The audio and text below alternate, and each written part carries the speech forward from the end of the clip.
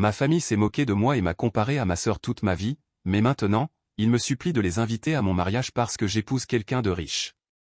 J'étais presque prête à céder, jusqu'à ce que ma tante me dise quelque chose. Ma famille s'est toujours amusée à me rabaisser, à me comparer sans cesse à ma sœur, Lindsay. Toute ma vie, j'ai vécu dans son ombre. Et maintenant, ironie du sort, ils me supplient de les inviter à mon mariage, simplement parce que j'épouse un homme riche. Honnêtement, j'étais sur le point de céder, jusqu'à ce que ma tante me dise quelque chose qui m'a complètement fait changer d'avis. J'ai 23 ans aujourd'hui. J'ai grandi dans une famille de classe moyenne, avec mes parents et ma grande sœur, Lindsay, qui a 2 ans de plus que moi. Mes parents étaient tous deux professeurs d'université, donc évidemment, ils avaient des attentes assez élevées pour leur fille. Lindsay cochait toutes les cases, excellente élève, brillante, belle à en couper le souffle ou une vraie déesse grecque, comme disaient les gens. Et puis il y avait moi, pas très doué à l'école, pas aussi jolie, et un peu en surpoids. Mais j'avais un talent que personne ne semblait vraiment remarquer, j'étais bonne en articles. Depuis toute petite, le dessin était ma bulle d'air. Pourtant, il faut être honnête, les gens qui prétendent que le physique ne compte pas n'ont jamais connu le rejet à cause de leur apparence. J'ai senti ce poids, ce jugement, même au sein de ma propre famille. Mes parents me critiquaient souvent pour mes notes, ce que je pouvais comprendre, mais ils en profitaient toujours pour glisser des remarques blessantes sur mon physique. Ils disaient que si je ne réussissais dans rien, je ne pourrais même pas me rabattre sur le rôle de la blonde idiote. Et bien sûr, il ajoutait toujours, « Regarde ta sœur, Lindsay, elle, au moins, elle fait honneur à la famille. » Lindsay, de son côté, ne disait presque rien, mais je voyais tout dans son regard. Chaque fois qu'on marchait ensemble jusqu'à l'école, j'avais l'impression qu'elle priait pour devenir invisible, juste pour ne pas être vue avec moi. Même quand on était enfant. À chaque réunion de famille, c'était la même histoire. Si un oncle ou une tante essayait de me féliciter pour quelque chose, mes parents intervenaient aussitôt avec une blague sur mon apparence. Ils comparaient mon visage à des animaux, et tout le monde riait nerveusement parce qu'ils étaient les hôtes. Mais moi, je rentrais chez moi avec le cœur en miettes. Pendant des années, j'ai cru que tout ça, c'était de ma faute, que j'étais simplement né moche. Ce genre de pensée m'a rongé, au point que j'ai fini par développer un sérieux complexe d'infériorité. Je me renfermais complètement, j'évitais les autres élèves, et je participais à peine aux activités scolaires. Un jour, alors que je dessinais seul dans une salle vide, ma conseillère scolaire est passée et m'a proposé de participer au concours d'affiches de l'école. J'ai refusé, bien sûr. Mais elle a voulu comprendre pourquoi. En discutant avec moi, elle a découvert tout ce que je vivais à la maison. Elle a immédiatement appelé mes parents et leur a conseillé de m'emmener voir un psychologue, leur expliquant que leur critique constante me détruisait plus qu'elle ne m'aidait. Pour sauver les apparences, mes parents ont accepté, et c'est comme ça que j'ai commencé la thérapie. Les années suivantes ont été un peu plus supportables. Ma thérapeute m'a aidé à reconstruire ma confiance, petit à petit. Mais à la maison, rien ne changeait vraiment, les remarques, les blagues, les sarcasmes continuaient. Si je réagissais, ils me disaient que je manquais d'humour. Alors, j'ai pris une décision, à 18 ans, je partirai. Et c'est exactement ce que j'ai fait. Le jour de mes 18 ans, mes parents ont organisé une fête, enfin, une fête centrée entièrement sur Lindsay. Tout le monde parlait d'elle, son nouveau contrat de mannequinat, son admission dans une université prestigieuse, ses réussites. Moi, j'étais juste là, à écouter. Jusqu'à ce que ma tante maternelle intervienne. Elle a rappelé à tout le monde que c'était mon anniversaire et que, peut-être, on pourrait parler de moi pour une fois. Sa remarque a fait taire tout le monde pendant un moment. Mes parents, eux, ont boudé pour le reste de la soirée. Même quand il a fallu chanter « Joyeux anniversaire », ils sont restés silencieux. J'ai fini la soirée dans ma chambre, à pleurer. Le lendemain, j'ai appelé une amie pour m'aider à trouver un petit appartement. J'avais économisé un peu d'argent grâce à mon job à temps partiel, donc financièrement, j'étais prête. Et quand je suis parti, personne n'a vraiment réagi. Je crois même qu'ils n'ont pas compris tout de suite que je partais pour de bon pas avant de me voir charger mes cartons dans la voiture de mon ami. Leur seul commentaire a été une pique, « Eh bien, la maison sera plus jolie sans toi. » Lindsay, contre toute attente, m'a offert un livre qu'elle aimait, en guise d'adieu. Cette année-là, j'ai bossé dur. très dur.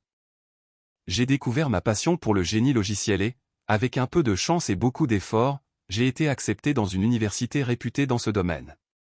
Je n'avais plus vraiment parlé à mes parents depuis mon départ, alors j'ai décidé de leur rendre visite pour les inviter à ma remise de diplôme. Mais quand je suis arrivé chez eux, la porte était fermée. J'ai appelé plusieurs fois avant qu'ils décrochent enfin, juste pour me dire qu'ils ne viendraient pas, ils étaient en vacances à l'étranger. J'espérais secrètement qu'ils seraient fiers, qu'ils me proposeraient peut-être de m'aider à payer mes études, comme ils l'avaient fait pour l'INSEE. Au lieu de ça, j'ai eu droit à un simple « Oh, c'est super. On est content pour toi. » Puis le silence. J'ai raccroché et je suis allé directement chez ma tante. Elle, au moins, m'a écouté. J'ai pleuré, et elle m'a promis d'être là à ma remise de diplôme. Après ça, j'ai déménagé dans une autre ville pour continuer mes études. 6 ans plus tard, je travaillais comme ingénieur logiciel dans une grande entreprise, tout en faisant un peu de graphisme freelance à côté. Pendant toutes ces années, mes contacts avec ma famille étaient presque inexistants. J'étais invité aux grands événements, mais c'était toujours pour être la cible de moqueries. J'ai fini par ne plus y aller du tout. Ma tante, elle, m'a toujours accueilli pour les fêtes, alors non, ma famille ne me manquait pas vraiment. L'entreprise où je bossais était assez décontractée, sans trop de hiérarchie. Un jour, ils ont eu besoin de quelqu'un pour redessiner le logo de la boîte, et je me suis porté volontaire. C'est comme ça que j'ai rencontré Ethan, un gars du bureau que je ne connaissais pas encore. On a bossé ensemble sur le projet pendant 3 mois, et c'est devenu un super ami. On a commencé à traîner ensemble après le boulot, à se voir plus souvent, et vite c'est devenu évident que ce n'était pas seulement de l'amitié. À la fin du projet, on a décidé d'essayer une vraie relation. Plus tard j'ai appris une surprise, Ethan n'était pas un simple collègue, il était en fait le fondateur et le PDG de la boîte. Honnêtement, ça n'a rien changé pour moi. Pour moi, il restait simplement Ethan. 1 an après, il m'a fait sa demande à la hauteur de ses manières, spectaculaires, pendant un voyage à Paris. J'étais aux anges. Ma tante a été la première à qui j'ai dit la nouvelle. Le lendemain, j'ai envoyé un mail familial et j'ai posté l'annonce sur Facebook pour prévenir tout le monde. À ma grande surprise, ma mère m'a appelé, sa première vraie conversation avec moi depuis presque 7 ans. Elle avait l'air enthousiaste, m'a félicité et m'a invité à un dîner privé en famille le week-end suivant. J'y ai pensé et j'ai accepté. Le dîner n'était pas chez eux mais dans un restaurant très chic, ce qui m'a tout de suite paru calculé. Sur place, j'ai retrouvé mes parents et l'INSEE, qui était au chômage malgré son diplôme. Mes parents ont joué la carte de la gentillesse, posant des questions sur le mariage. J'ai expliqué que rien n'était encore planifié. Puis leur masque est tombé. Rapidement, ils ont commencé à me supplier de les inviter au mariage comme si leur absence des 7 dernières années leur donnait droit à quelque chose. Je leur ai clairement répondu que la liste des invités serait ma décision et qu'ils n'avaient pas le droit de formuler des exigences après avoir été absents si longtemps. La soirée a pris une tournure encore plus grotesque. Au moment de l'addition, ils m'ont fait comprendre qu'ils s'attendaient à ce que je paie pour tout, puisque, selon eux, j'allais maintenant épouser un homme riche. J'ai explosé intérieurement, mais j'ai réglé l'addition et je suis parti sans un au revoir. J'en ai parlé à Ethan. Il a été parfait, il m'a dit que le mariage serait exactement comme je le voulais, que seules les personnes que je choisirais seraient présentes. Pourtant, après ce dîner, les appels ont commencé et des appels constants de mes parents, suppliants, exigeant d'être inclus, parce que la famille, c'est sacré. Au début, j'étais très méfiante, mais leurs excuses répétées pour leur comportement passé m'ont fait céder, j'ai voulu faire la chose adulte et responsable en leur offrant une seconde chance. Je leur ai donc proposé quelques concessions, mon père pourrait me conduire à l'hôtel le jour J, et ma mère ainsi que l'INSEE seraient demoiselles d'honneur. Ils ont sauté sur l'occasion. Mais les problèmes ont commencé quand ils ont entamé le shopping de mariage, ils achetaient des articles hors de prix et, naturellement, pensaient que j'allais tout payer. J'ai été clair dès le départ, je leur enverrai des références et des idées, mais je ne financerai rien. Ils ont essayé de me amadouer avec des sourires et des promesses, mais je suis resté ferme. 5 mois avant le mariage, Ethan et moi avons décidé d'organiser d'abord une fête de fiançailles dans ma ville et de fixer la liste des invités à partir de là. J'ai invité ma famille et pas mal d'amis proches. Étant donné le statut de Ethan, il était clair que des invités importants pourraient assister. Mes parents étaient ravis d'être inclus. Tout semblait bien se passer jusqu'à l'appel de ma tante, elle voulait me voir en personne de toute urgence. Quand je l'ai rencontrée quelques jours plus tard, elle m'a dit quelque chose qui m'a glacé. Elle avait entendu des rumeurs selon lesquelles ma famille préparait un coup contre moi pendant la fête de fiançailles. Elle m'a expliqué la situation financière précaire de mes parents. Après la retraite de mon père, les frais d'études de l'INSEE avaient vidé les caisses, et l'INSEE ne travaillait pas. Ma mère tenait désormais la maison financièrement, et la famille était à court d'argent. Quand ils ont su que j'étais fiancé à quelqu'un de riche, ils ont changé d'attitude, espérant secrètement que je devienne leur distributeur de billets. Quand mes tentatives de réconciliation ont échoué, ma famille a opté pour quelque chose de plus sournois. Leur plan initial, mettre l'INSEE comme demoiselle d'honneur liée à un garçon d'honneur influent, n'avait pas assez de mordant vu que je contrôlais la cérémonie. Ils sont donc passés à l'étape suivante, acheter un faux collier bon marché en ligne, le montrer comme un héritage de famille pour l'INSEE durant la fête, puis, une fois que tout le monde l'aurait vu, faire en sorte que le collier se retrouve mystérieusement dans mon sac. Ils prévoyaient ensuite de m'accuser publiquement de vol, espérant extorquer de l'argent à Ethan pour réparer la situation.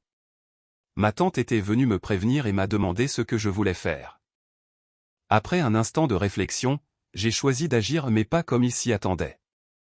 J'ai demandé à ma tante de garder le secret sur ce que je savais.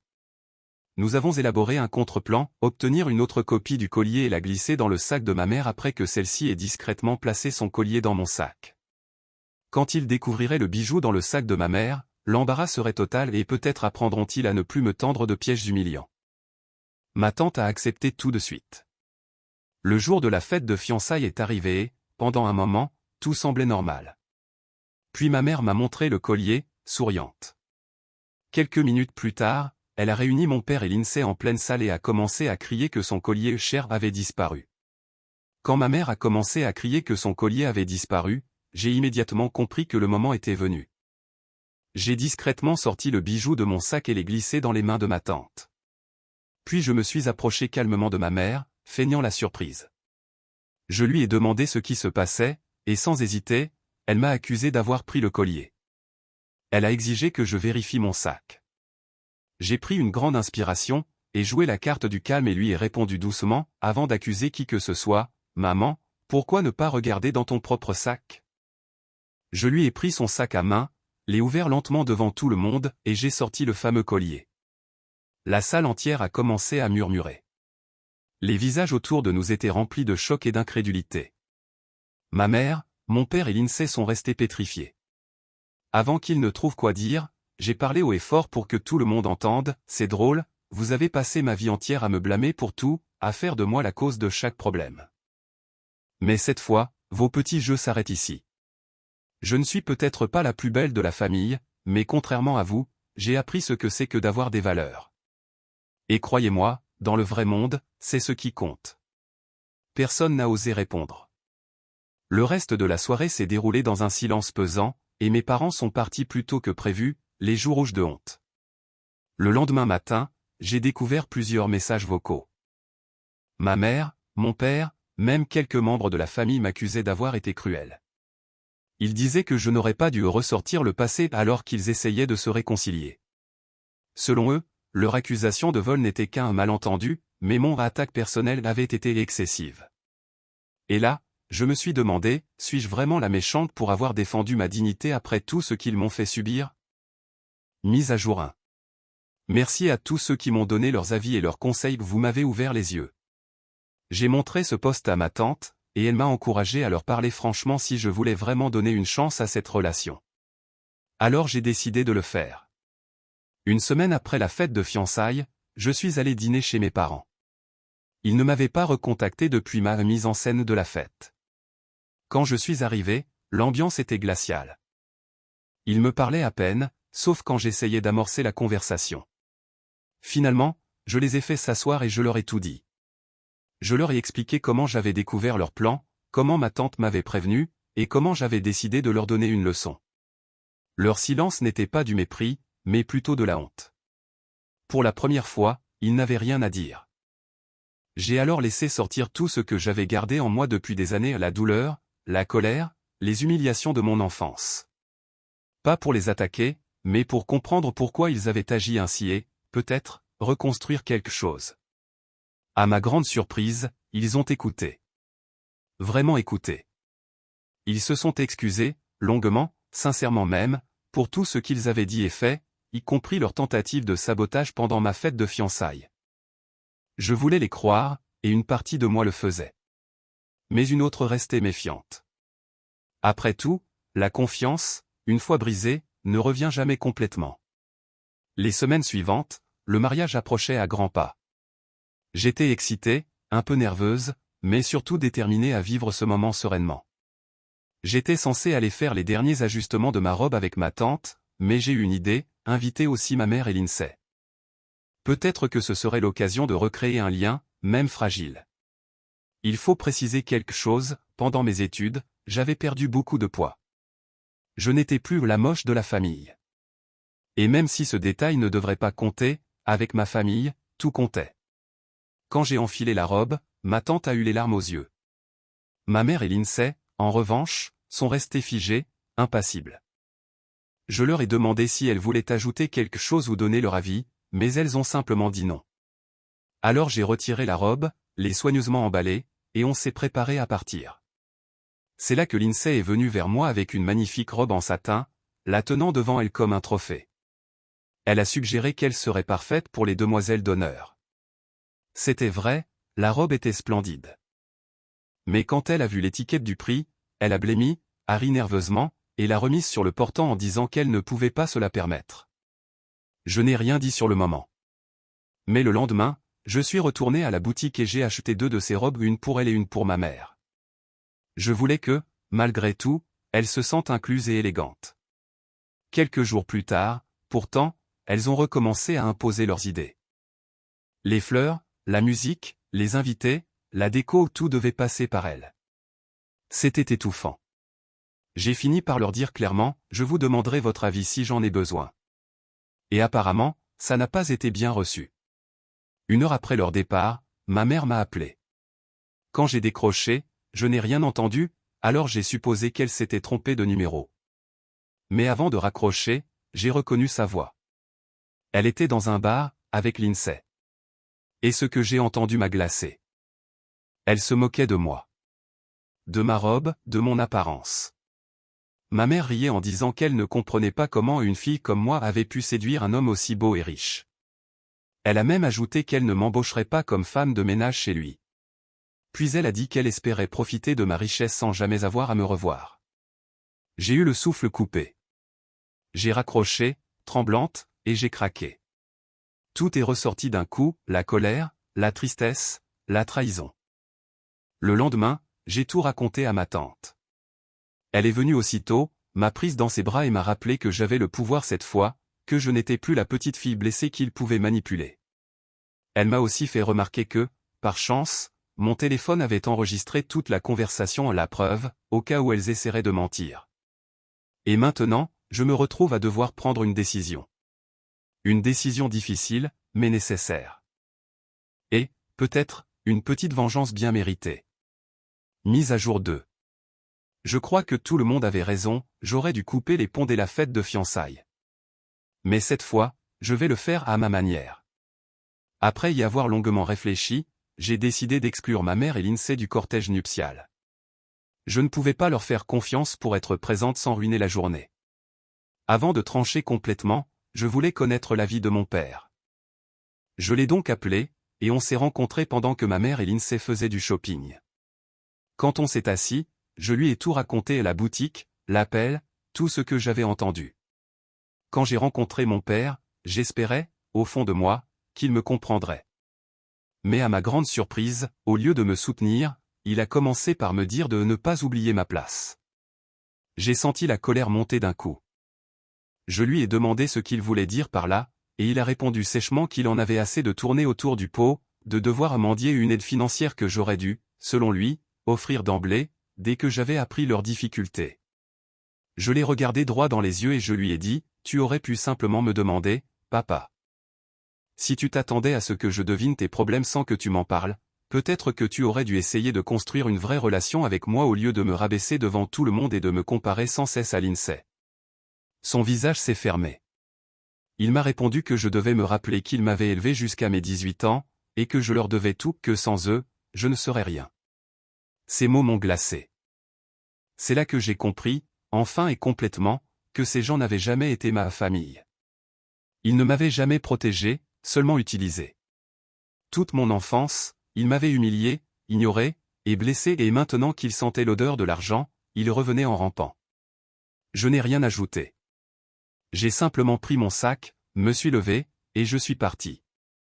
Pendant 2 jours, je n'ai reçu aucun appel. Ce silence voulait tout dire, mon père n'avait rien raconté à ma mère ni à Lindsay. Et dans ce calme inattendu, j'ai enfin pu réfléchir. Avec Ethan et ma tante, on a monté un plan pas pour me venger violemment, mais pour les exposer une bonne fois pour toutes. L'idée était simple, organiser une petite fête de célibataires, juste avec ma tante, ma mère et Lindsay. J'ai choisi un lieu privé, fait installer discrètement quelques caméras, et prévu un jeu d'action ou vérité. Le but ? Leur poser des questions sur cette fameuse conversation téléphonique, pour voir si elles mentiraient ou si elles auraient enfin le courage d'avouer. Le week-end suivant, tout était prêt. Ma mère et Lindsay étaient ravies, tout était payé, et elles se sont jetées sur les cocktails comme si c'était la meilleure soirée de leur vie. Elles étaient charmantes, affectueuses même. C'était presque comique de les voir jouer les anges, sans savoir que je savais tout. Avec ma tante à mes côtés, j'ai lancé le jeu.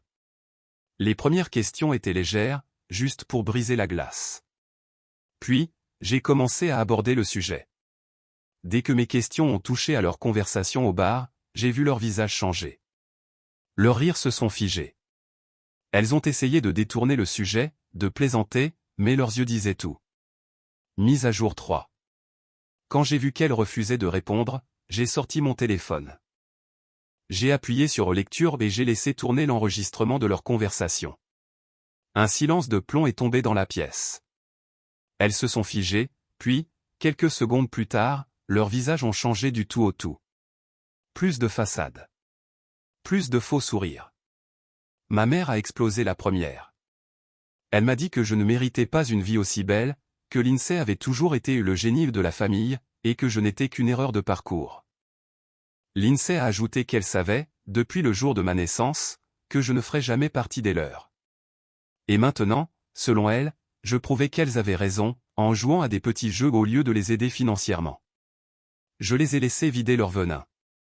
Puis j'ai pris une grande inspiration et je leur ai dit calmement. Vous savez que vous êtes enregistrés, n'est-ce pas? Et si vous ne voulez pas que cette vidéo se retrouve sur Facebook, vous allez accepter de ne plus faire partie de mon mariage. Je leur ai aussi dit, franchement, que si je pouvais les désinviter complètement, je le ferais. Mais je ne voulais pas attirer l'attention ni soulever de questions parmi les invités, alors je leur épargnais cette humiliation. Une fois le mariage passé, ai-je ajouté, je ne veux plus jamais vous revoir. Et ne comptez pas utiliser mon nom ou ma réussite pour obtenir quoi que ce soit. Rendez simplement les robes que je vous ai offertes, ou remboursez-moi.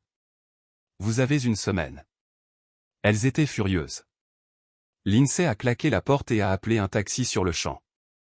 Ma mère l'a suivi, rouge de colère. Ma tante et moi, on est restés là, seuls dans le silence après leur départ. Puis on a éclaté de rire.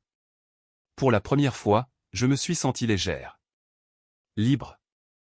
On a ouvert une bouteille de vin et on a passé le reste de la soirée à célébrer pas un mariage, pas une victoire matérielle, mais ma libération. Avant de partir, je lui ai demandé si elle accepterait de me conduire à l'hôtel le jour du mariage à la place de mon père. Elle a pleuré, puis m'a dit oui, avec le plus grand sourire du monde. Aujourd'hui, il reste un mois avant le grand jour, et, sans surprise, Lindsay ne m'a toujours pas rendu les robes. Je sais qu'elle et ma mère n'ont ni l'argent ni la dignité pour me les rembourser. Et franchement, je m'en fiche. Mise à jour 4.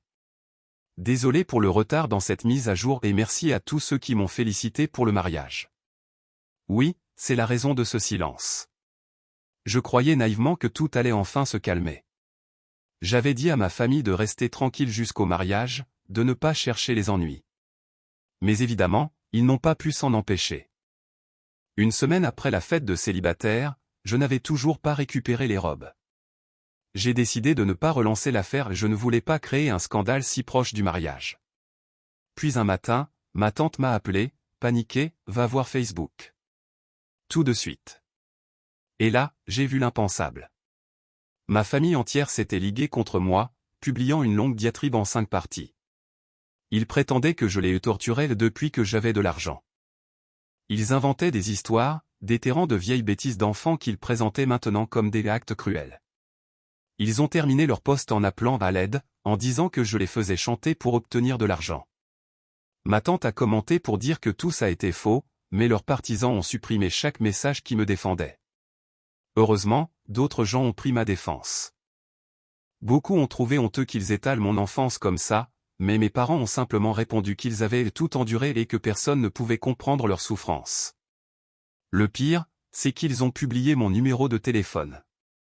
Pendant des jours, j'ai reçu des appels et des messages de cousins, de connaissances, même d'anciens camarades, me demandant pourquoi je ne voulais plus inviter ma famille à mon propre mariage.